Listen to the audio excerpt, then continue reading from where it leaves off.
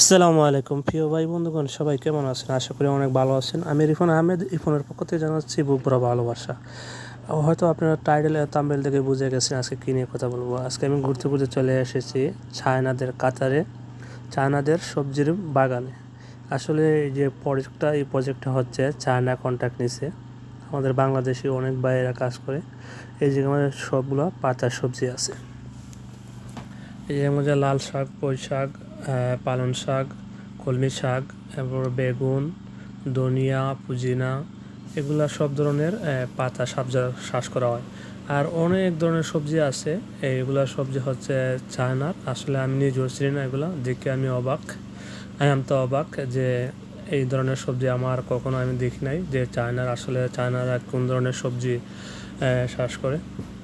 তো দেখেন, এটা বিশাল বড় একটা গ্রিন হাউস, এদেশে একটা গ্রিন হাউস বলে। এটা মানে এখনও রেডি করা হয় নাই, কাজে চলমান আছে।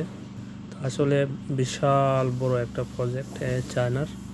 আসলে অনেক ধরনের সবজি দেখেন, এই যে রাস্তা, এই দেখেন।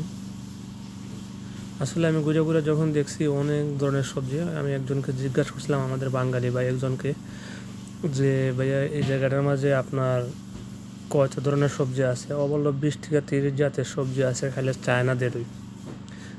আমাদের বাংলাদেশের বেগুন আছে, তারপরে কলমি শাক, লাল শাক, পুঁই শাক, তারপরে পালং শাক, আরও বিভিন্ন ধরনের আইটেম আছে।